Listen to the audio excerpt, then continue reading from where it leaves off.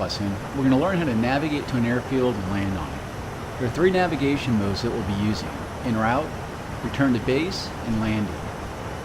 These submodes are selected automatically at the appropriate points along the assigned flight path, but they can also be cycled manually. In this lesson, we'll use the automatic method. I currently have the lesson paused as I explain some of the finer points. Press the spacebar to continue.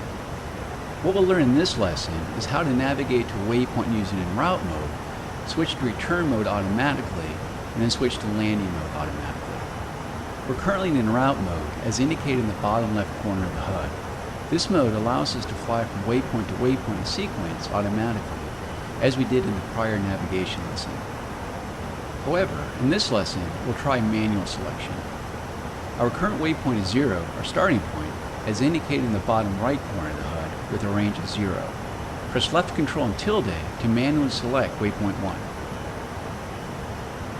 Good. You will now see that waypoint 1 is selected with a range of 8.6 kilometers. Press left control and tilde again to select waypoint 2. You can see that waypoint 2 is 15.5 kilometers from us. As we learned in the prior lesson, we can see the direct heading of the waypoint is indicated by the yellow arrow on the HSI, and the twin white arrows indicate our path to fly the course line. Directly above the HSI is the Attitude Director Indicator, or ADI. This is a sphere with one hemisphere white and one hemisphere black. In the center of the ADI is a white aircraft symbol. This aircraft symbol stays stationary in pitch, but will rotate as you maneuver and roll. The ADI ball will move in pitch in relation to the aircraft symbol. When the aircraft symbol center is over black, your nose is below the horizon. If the aircraft symbol center is over white, your nose is pointing above the horizon. Press the spacebar to continue. In the center of the ADI are 2 yellow lines that help assist you reach the waypoint via the course line. The course line is a direct line between 2 waypoints.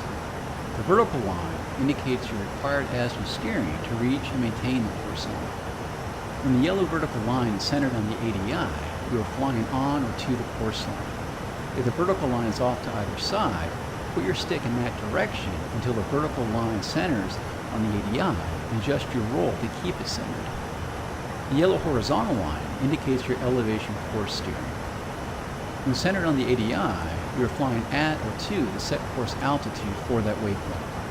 If the yellow line is on the lower half of the ADI, push the stick forward until the yellow horizontal line centers on the ADI and adjust pitch to keep it centered. Conversely, if the yellow horizontal line is above the center line of the ADI, pull back on the stick until the line centers.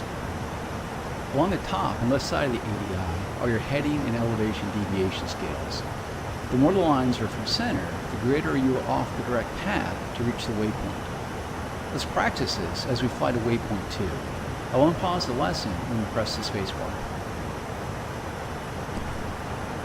And as a note, we need to go back to waypoint 1 for the mission to work properly. So, as Wags is ready for us to go, let's go.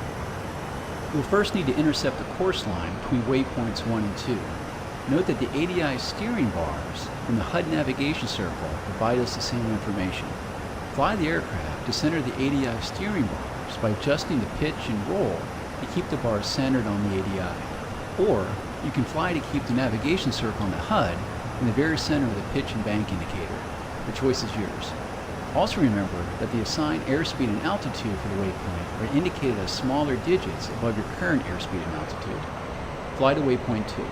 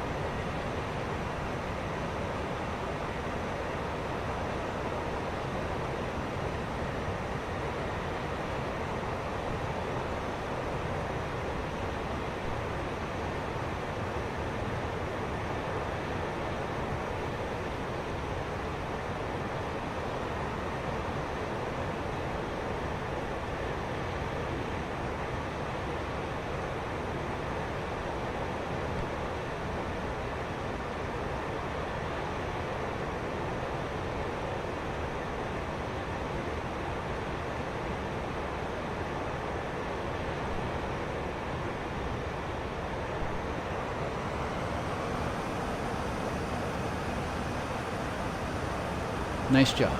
As you may have noticed, the waypoint automatically cycles to waypoint 3. Go ahead and fly to waypoint 3 along the course line. Maintain a speed of around 400 kilometers per hour.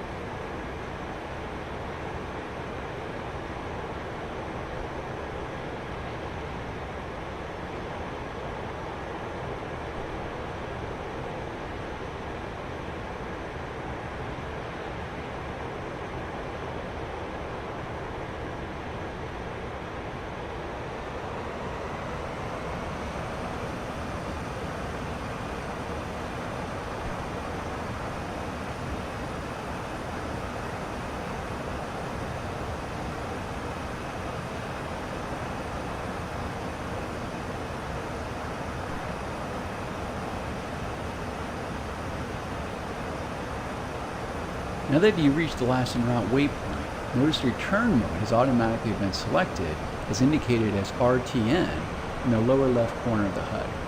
Your navigation steering will now provide you steering to intercept the instrumented landing system beams at the proper heading and altitude. The airfield return number, in this case MOSDOC, is displayed in the lower right corner of the HUD as number 17. Fly the assigned return navigation.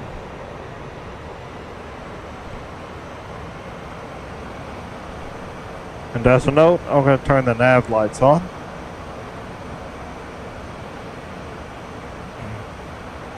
Okay.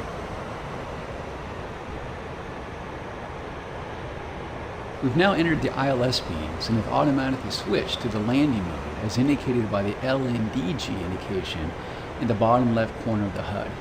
The ILS contains a glide slope beam to help guide you vertically, and the localizer beam helps you to guide horizontally.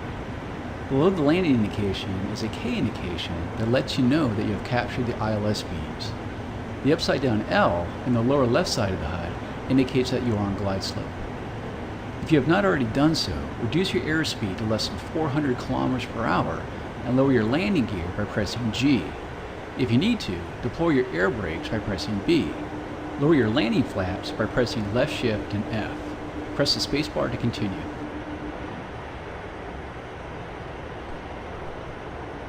Also in the HUD are a large and small circle.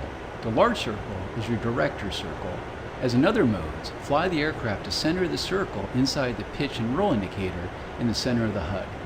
The smaller circle is your glide slope error circle. Like the director circle, you want to center this in the pitch and roll indicator. If the director circle is above the roll and pitch indicator, you are too high, and conversely, if it is below the roll and pitch indicator. If the director circle is left of the center and pitch and roll indicator, it means you are left of the localizer beam, and conversely, if it is right of the roll and pitch indicator. Once on glide slope, use pitch to control your airspeed and throttle to control your altitude.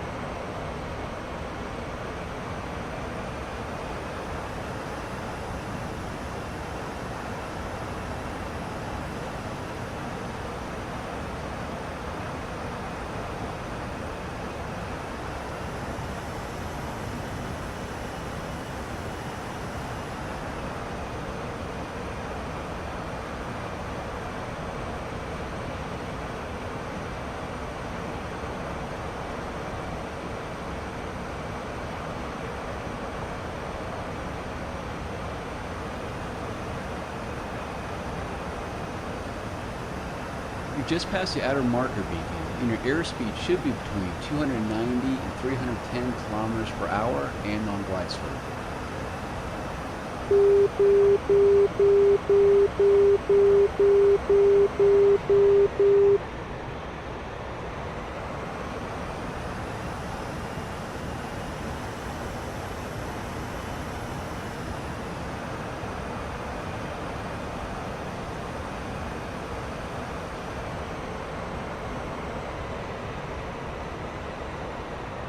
You have now passed the inner marker beacon, and your airspeed should be between 250 and 270 kilometers per hour.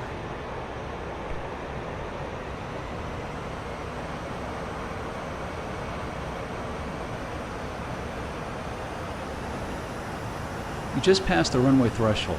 When the radar altimeter indicates 5 meters, reduce the throttle to idle and flare the nose such that the sink rate, as indicated on the right side of the HUD, is between 1 and 2 meters per second. Once all the wheels are on the ground and your speed is below 250 kilometers per hour, release the brake and chute by pressing P. Hold down the W key to apply the wheel brakes until the aircraft comes to a complete stop.